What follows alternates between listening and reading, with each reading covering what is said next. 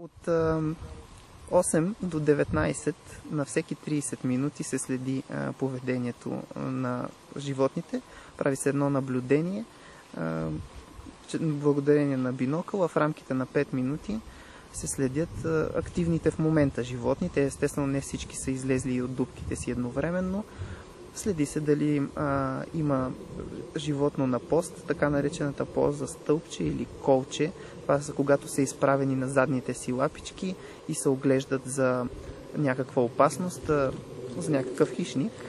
Това са животните, които всъщност дават сигнал на останалите, когато забележат някакъв хищник, да речем прелита мишелов.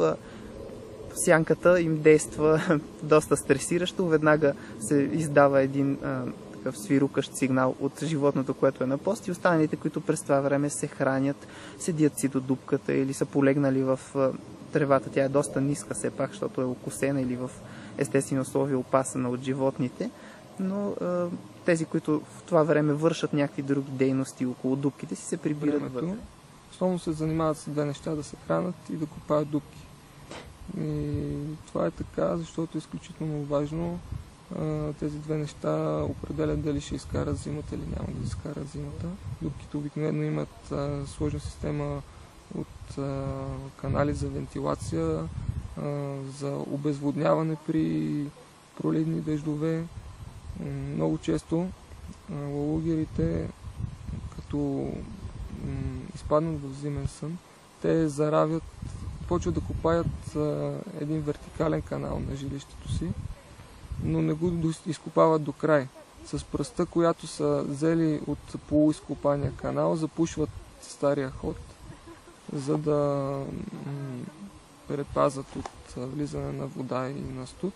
Знаем, докато беше по-топло времето, преди 8:30 даже, там в съседство с хвойната, която сигурно сте снимали, най-ранобудния лалугер, който обаче пък вечер е от по-рано прибиращите се. Един в съседство е този, който стои до 6-6:30. Важно е да се възстановят, защото лалугера е застрашен от изчезване в световен мащаб. За щастие на територията на страната лалугерите са относително много.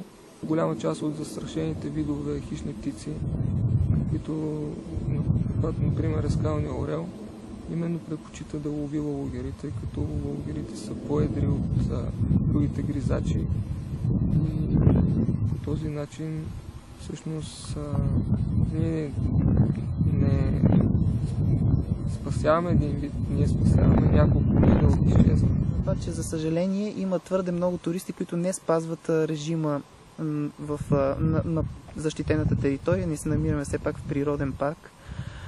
Водят се кучета без повод, което на територията на парка е забранено. Трудно е да убедиш тези хора да си вържат кучетата. Те твърдят, че точно тук искат да ги пуснат да се поразходят на свобода. Всъщност кучетата притесняват останалите животни. Не става въпрос само за лалугерите в случая. До година тук ще има и такива лалугери, които са родени на Витоша. Гледайки ги с бинокъла в различни пози, понякога отстрани, понякога анфас, можете така да намерите прилика, така чисто физиономична, с хора така по-популярни от ежедневието ни, с наши близки съответно.